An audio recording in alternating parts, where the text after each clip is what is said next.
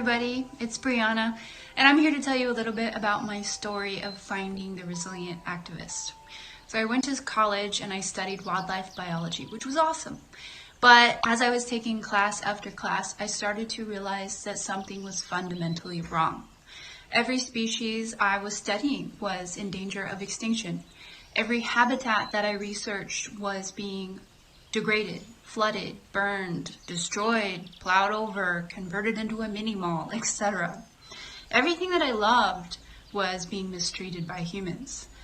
And so my dream ever since I was a little girl was to be an international wildlife researcher, something akin to Jane Goodall and Deanne Fossey. But I quickly realized that I wasn't going to be able to just travel the world studying the species I loved. Instead, I had to actively work to protect those species as an activist. So I finished grad school and I came back home to Kansas City, and I felt this looming responsibility to fix this climate crisis.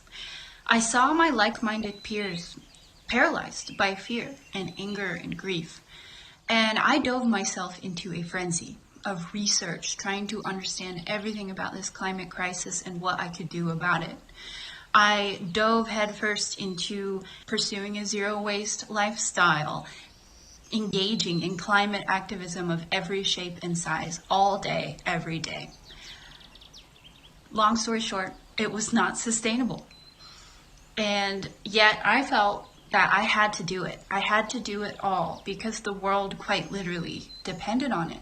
But around this time, I started to attend the Resilient Activists Climate Cafe. That community became so valuable to me because I felt like, wow, these are people who really get it.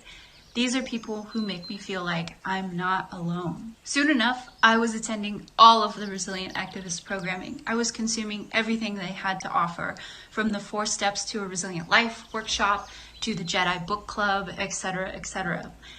And then I began to realize that I really would work myself to the bone if I continued trying to do it all. And I wouldn't be any help to those species that I loved if that happened.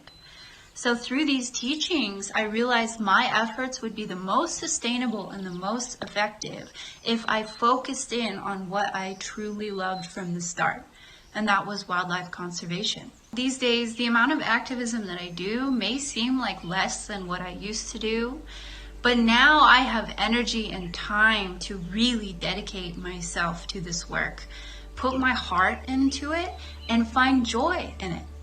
Through my exposure to this programming and the community support and the resilience tools, my activism and my mental health have transformed in a myriad of ways. The tools that I learned from the Resilient Activists have really helped me get through trauma in a healthy way. Not just eco-anxiety, but struggles in my own personal life. And so the Resilient Activists and the programming they offer can be so helpful for everybody, even if you don't consider yourself an activist. Take it from me, the Resilient Activist's biggest cheerleader. So I hope you have a great day. Thank you for listening, and don't forget to take care of yourself.